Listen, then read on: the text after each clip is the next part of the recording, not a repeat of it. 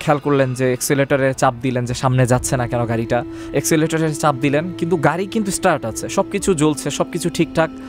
তিনি বুঝতেছেন না, এক্সেলেটরে জোরে জোরে চাপ দিচ্ছেন কিন্তু গাড়িটাও নড়ছে না। আর তিনি খেয়ালও করতে পারেন নাই বা তার মনে আসে না স্পষ্টভাবে, তিনি বলতেছেন যে আমার সাথে কোনো অ্যাক্সিডেন্ট হয়নি বা আমার সামনে কোনো মানুষ, তিনি বলতেছেন যে আমার সামনে আমি কোনো মানুষ দেখিনি গাড়ি চালানোর সময়।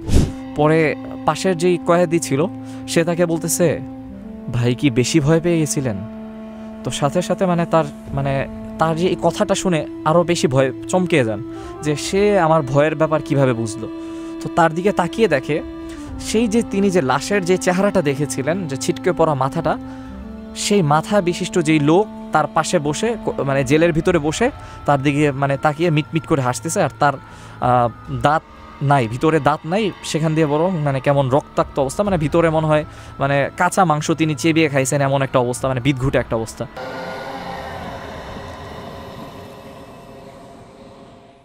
তো আমি যেমন ঘোরাঘুরি করতে খুব পছন্দ করি, যেমনটা আপনিও জানেন, তো ওই ভাইয়াটাও প্রচুর পরিমাণে এরকমভাবে ঘোরাঘুরি করতে খুব ভালোবাসে আর কি।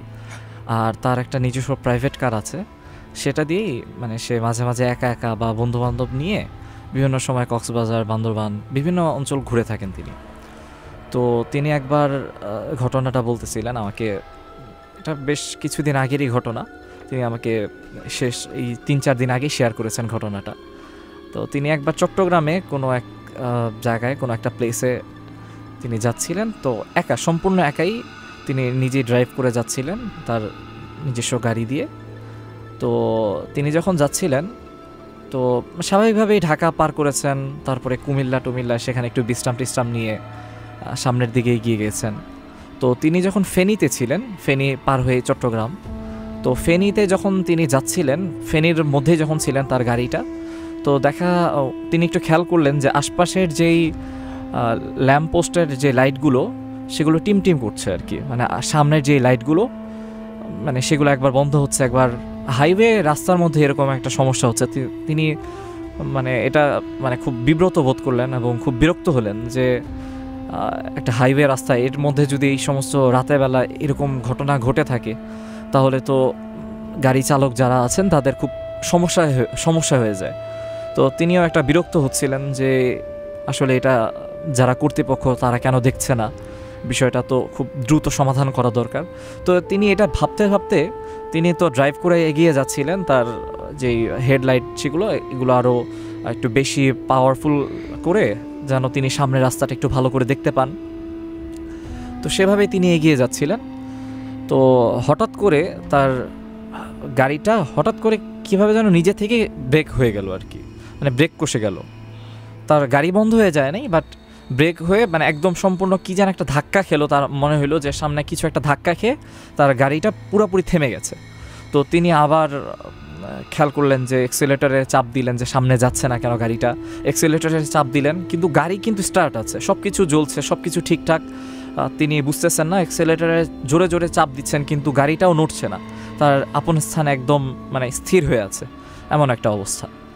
তো তিনি বিষয়টা বোঝার জন্য গাড়ি স্টার্ট সব কিছু বন্ধ করে, চাবি বন্ধ করে তিনি গাড়ি থেকে নামলেন। নেমে একটু দেখবেন যে ইঞ্জিনে কিছু হয়েছে কিনা, বা সামনে একটু ডিকি খুলে দেখবেন যে কোনো ঝামেলা হচ্ছে কিনা। তো তিনি যখন নামলেন দেখলেন যে খুব ভয় পেয়ে গেলেন। নেমেই সামনে দেখলেন পুরা রক্তাক্ত হয়ে আছে, তার গাড়ির সামনে পুরোটা জায়গা রাস্তা রক্তাক্ত হয়ে আছে। আর খেয়াল করলেন যে একটা লাশ পড়ে আছে, যার মাথার সাইডটা আপনার দুটুকরো হয়ে আছে, একটা হচ্ছে গলা থেকে একটা অংশ তার গাড়ির সামনে পড়ে আছে, আর বাকি বডিটা এটা গাড়ি থেকে কিছুটা দূরে ছিটকে পড়ে আছে। আর চেহারাটা তো ভেসে আছে তার সামনেই, এবং তার যে মোবাইলের ফ্ল্যাশ লাইট অন করে তিনি দেখলেন চেহারাটা দেখে তিনি খুব ভয় পেয়ে গেলেন, ভড়কে গেলেন যে এমন একটা ঘটনা ঘটে গেল তার সাথে।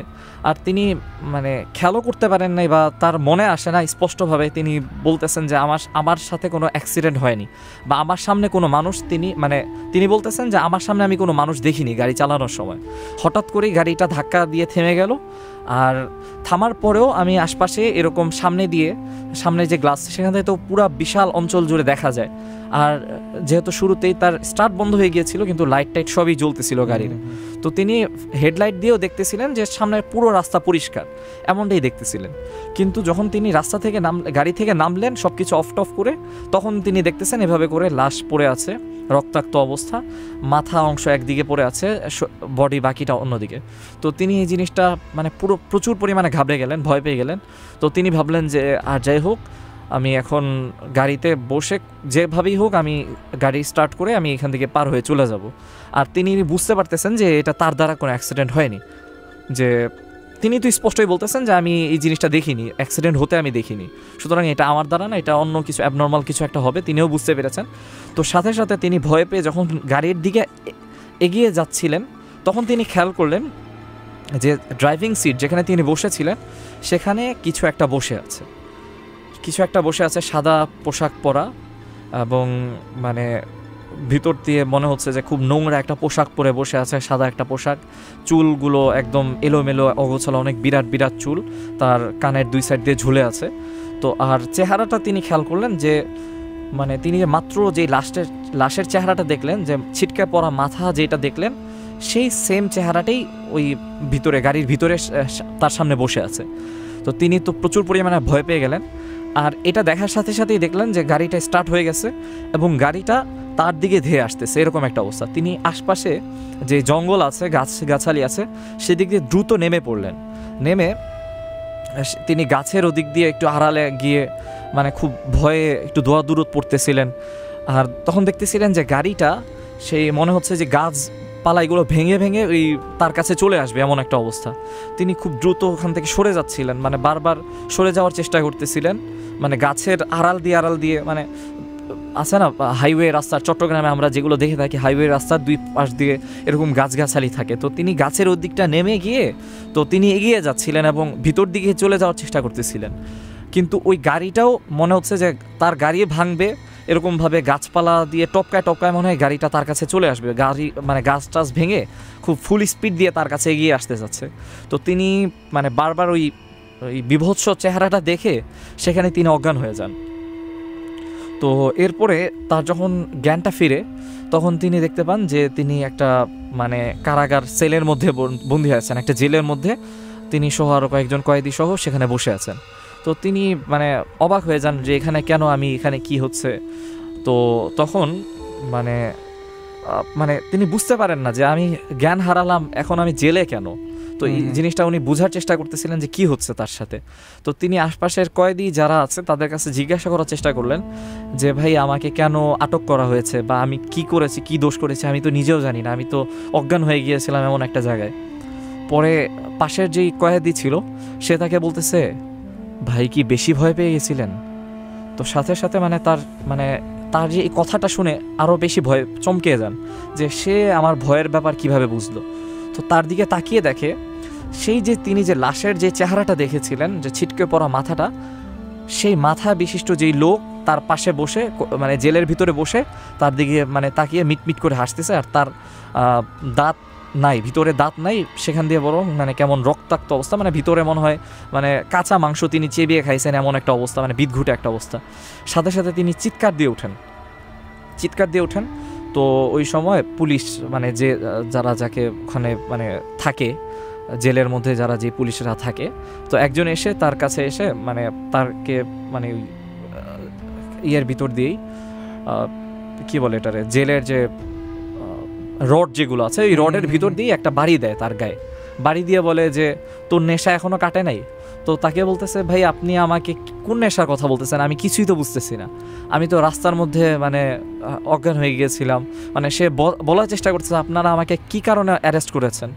তো তখন বলতেছে তুই কথা বলিস না, মদ খায় গাড়ি চালাস, এখন সাধুগিরি সাজতেছিস, এরকম একটা অবস্থা। তো সে বলতেছে যে আমি পুরা অবাক, আমিও জানি ভাইয়ার সম্পর্কে, ভাইয়া কখনো এরকমভাবে আমি ভাইয়াকে কখনো স্মোকও করতে দেখিনি, ড্রিঙ্কস তো দূরের কথা। তো তারা তাকে বলতেছে যে তুই মদ খায় গাড়ি চালাইছোস, এখন রাস্তাঘাটে এরকমভাবে তুই মানে গাড়ি নিয়ে গাছের মধ্যে ঢুকাই দিছিলি। পরে ও বলতেছে যে ভাই আমি এরকম কিছু করিনি, আপনি আমাকে মানে ছেড়ে দেন, আমার এরকম কোনো ঘটনা আপনি আমাকে আমার থেকে ঘটনাটা শুনেন, তাহলে আপনি বুঝতে পারবেন। তো তখন যে পুলিশটা সে বলতেছে যে কেমন দেখাইছিলাম তোরে। এটা বলার সাথে সাথে তিনি আবার অবাক হয়ে যান, কিরে এটা আবার কি হইলো। তো পুলিশের দিকে যখন আবার তিনি তাকান, তখন দেখতে পান যে পুলিশটাই সেই ব্যক্তি যে যার চেহারা তিনি দেখতে পেয়েছিলেন রাস্তার মধ্যে, মানে যেই লাশের চেহারাটা তিনি দেখতে পেয়েছিলেন। সাথে সাথে সেখানে তিনি অজ্ঞান হয়ে যান আবার, যে মানে বারবার তার সাথে ওই চেহারাটাই দেখা করতেছে এবং বারবার তাকে ভয় দেখাচ্ছে। তো এরপরে তার যখন জ্ঞান ফিরে, তখন তিনি নিজেকে আবিষ্কার করেন হাসপাতালের বেডে। তো তিনি খুব ভয়ে থাকেন যে একটা চেহারা তিনি 3-4 বার দেখে ফেলেছেন বিভিন্ন জায়গায়। একবার তো রাস্তার মাঝখানে লাশ অবস্থায় তার গলা কাটা একটা চেহারা দেখেছেন, সেই চেহারাটা আবার তার নিজের গাড়ির মধ্যে আবিষ্কার করেছেন, যেই গাড়িটা তাকে আবার আক্রমণ করার চেষ্টা করেছে। তারপরে তিনি আবার জেলের ভিতরে একটা কয়েদির চেহারা সেম দেখেছেন, আবার কয়েদি থেকে মুক্তির জন্য চিৎকার করে যে পুলিশ তার কাছে এসেছে, তার গায়ে আঘাত দিয়েছে, সে পুলিশের চেহারাও সেম দেখেছেন। তো এই জিনিসটা নিয়ে খুব ভয় পেতে থাকেন এবং আশপাশে এদিক সেদিক করতে থাকেন। তো তখন দেখেন যে একটা মহিলা নার্স কোনো ওষুধ নিয়ে তার কাছে আসতেছে এরকম একটা, আর তিনি দরজার বাইরে দিয়ে একটু উকি দিয়ে দেখেন, মানে দরজার দিকে একটু উকি দিয়ে খেয়াল করতে পারেন যে বাইরে পুলিশ দাঁড়িয়ে আছে, 3-4 জন এরকমভাবে তার জন্য দাঁড়িয়ে আছে, আর তিনি হাসপাতালের বেডে। তো তখন যে নার্সটা তার পাশে এসে বলে যে কি হয়েছে, কাকে খুঁজতেছিস তুই। তো তিনি খুব ভয় পেয়ে যান যে একটা নারী নার্স, তার কণ্ঠ একটা পুরুষের মতো তিনি শুনতে পেলেন। তো তার দিকে তাকিয়ে দেখেন নার্সটার চেহারাটাও সেম, মানে পুরো নার্সের পোশাক পরা ঠিক আছে, কিন্তু ওই যে কাটা মাথা সেটা নার্সের চেহারার দিকে বসে মানে ওইভাবে ফিট হয়ে আছে। তো তিনি আবার ভয় পেয়ে যান এবং খুব চিৎকার চেঁচামেচি শুরু করে দেন এবং মানে নিজে কি করবেন এটা কিছুই বুঝতে পারতেছেন না, কারণ এই জিনিসটা থেকে তিনি কিছুতেই মুক্তি পাচ্ছেন না। এরপরে ডাক্তার এবং পুলিশ তারা উভয় দৌড়ায় আসে তার কাছে এবং তাকে কিছু ইনজেকশন পুশ করে, এবং পুলিশ তাকে বলে যে মানে তোর কি হয়েছিল, যে তুই এমন করতেছিস কেন, যে রাস্তার মধ্যে তোকে এরকমভাবে দেখলাম যে তুই একটা গাছের সাথে বেঁধে আসিস তোর গাড়িটা, আর আমরা তোকে এই অবস্থায় উদ্ধার করেছি যে তুই মানে মাতাল আবল তাবল বকতেছিস, এবং আমরা ডাক্তার দিয়ে চেকও করেছি যে তুই মদ খেয়ে গাড়িটা চালাচ্ছিলি, তোর মদ ছিল। তো সে পুলিশকে খুব ভালো করে মানে অনুনয় বিনয় করে বলে, ভাই আমি জীবনেও কখনো আমি স্মোক করি না, আপনি আমার পুরো শরীর চেক করে দেখেন, আমার কোনো জায়গায় আপনি একটা সিগারেটের বক্স বা একটা কাঠি কিছুই খুঁজে পাবেন না। আর আমার পরিবারকে আপনি জিজ্ঞেস করে দেখতে পারেন, আমি আপনাকে নাম্বার দিচ্ছি এবং আমার বন্ধুবান্ধব যারা আছে সবার নাম্বার আমি আপনাকে দিচ্ছি, আমি কখনোই এরকমভাবে ড্রিঙ্ক করি না, আমি মদ পান করি না। তো তখন তাকে বললো যে তাহলে কি হয়েছে খুলে বল। পরে তিনি বলতেছেন তার সব ঘটনা যখন তিনি খুলে বললেন, এবং জেলের মধ্যে যেটা ঘটেছে, একটু আগে নার্সকে যেভাবে দেখেছেন এবং পুলিশকে যেভাবে দেখেছেন, সব যখন তাকে খুলে বলল, তো পুলিশ তিনিও বুঝতে পারছেন যে কিছু একটা সমস্যা হয়েছে তার সাথে। আর পুলিশটাও এরকমভাবে একটু নামাজি ছিলেন এবং তিনি এই বিষয়ে একটু বয়স্ক ছিলেন এবং এই বিষয়গুলো তিনি একটু জানতেন যে এরকম জিন্নাতের কিছু সমস্যা হয়ে থাকে মাঝে। তো তখন তিনি তার মানে জামিনের ব্যবস্থা করে দিয়ে তাকে একটা মানে তার পরিচিত একটা কবিরাজের কাছে পাঠালেন।